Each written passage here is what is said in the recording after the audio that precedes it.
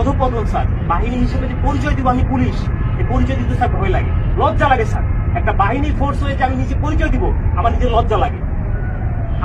আমি একটা ছোট উদাহরণ দিই স্যার, আমি আসার পর যতটুকু দেখছি, এই যে জাতীয় সংসদ নির্বাচন শেষ যে নির্বাচনটা হয়ে গেছে স্যার, এই নির্বাচনে একক যে নির্বাচনটা হয়ে গেছে, পুলিশকে ব্যবহার করে যে নির্বাচনটা হয়ে গেছে, নির্বাচনে সারা বাংলাদেশে এককভাবে মামলা হচ্ছে স্যার।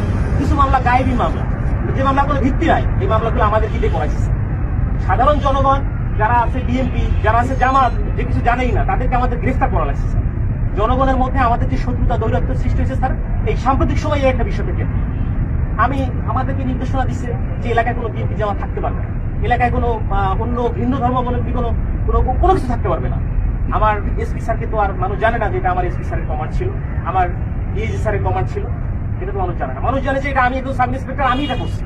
সন্তোষ নামে একজন সাব ইন্সপেক্টরকে মেরে ঝুলাই দিচ্ছে। রাখছিল কি, সাম্প্রতিক সময় যখন প্রথম আন্দোলন শুরু হলো স্যার, সেই আন্দোলনে একটা গাড়ি ভাঙচুর হয়, সেটা সরকারবাদী একটা মামলা হয়, সেই মামলার আয়ু ছিল হচ্ছে প্রত্যেকটা হত্যাকাণ্ডের স্যার বিচার হোক। ছাত্র 200, 300, 400, 500 যা মারা গেছে, এটা বিচার হোক স্যার। আমরা চাই আমাদের যে সকল সিনিয়ররা স্যার কমান্ড করছে, যারা এগুলা করছে, তারা পার পেয়ে গেল কেন? তারা কিভাবে স্যার পার পেল? আমার এই প্রশ্নটা স্যার আমার থেকে যায় স্যার। কেন যারা অন্যায় করলো, যারা আমাদেরকে মানুষের কাছে শত্রু হিসেবে দাঁড় করাই দিল, তারা গেল স্যার পালিয়ে গেল? তাদেরকে কেন কেউ আটকালো না স্যার? এই দলীয়করণটা স্যার আমরা চাই। আমরা দলীয় কোনো করণের মধ্যে আমরা থাকতেই চাই না স্যার। আমাদের প্রধান পয়েন্ট হচ্ছে এটা, আমরা চাই পুলিশ একটা নিরপেক্ষ স্বচ্ছ বাহিনী হোক। আমরা স্যার আমরা যে এই যে ইউনিফর্মটা পরে রাস্তায় বের হবো, আমাকে অমুক দলের লোক তমুক দলের লোক আমাকে ব্যবহার করবে।